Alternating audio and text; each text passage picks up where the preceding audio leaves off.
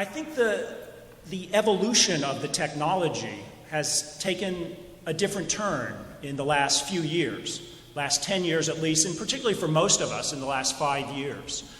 The computer is no longer a simple tool that we go to get particular tasks done. And until recently, that's what it was.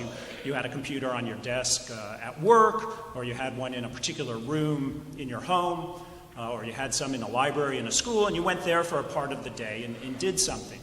Since then, the computer and the internet has come to almost surround us, thanks to the ever-shrinking gadgets we carry with us all the time, laptop computers, netbooks, iPads, smartphones, thanks to the ever-growing bandwidth that allows internet companies and others to supply us with all sorts of different information, all sorts of different services.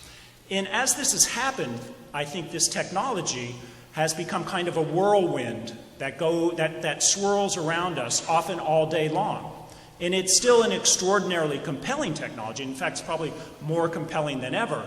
And what we find today is that as we carry it around with us, we're constantly kind of being pinged and stimulated and interrupted in our thoughts by the technology. And this is an extraordinarily compelling experience because human beings love new information, and particularly new messages. But I think what's happening is something that's happened with technologies that have become popular in the past, and that is that the internet and digital media in general is emphasizing some ways of thinking that the technology in a sense values, but de-emphasizing other ways of thinking. As this influences our habits of behavior and our habits of mind, it's also literally retraining our brains to want to think in one way, which is a very fast-paced skimming and scanning method of grabbing lots of information very quickly. But the net is providing us with little or no opportunity and little or no encouragement to think in a more attentive way, to shield ourselves from distractions and interruptions and really focus on one thing. The general thesis that he puts forward, that the internet emphasizes certain cognitive skills and de-emphasizes others, is unquestionably true. I think we differ primarily in our pessimism about that in two ways.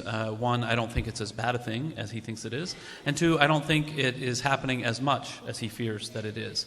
We can easily imagine an idealized age when people read long books and thought very hard about issues.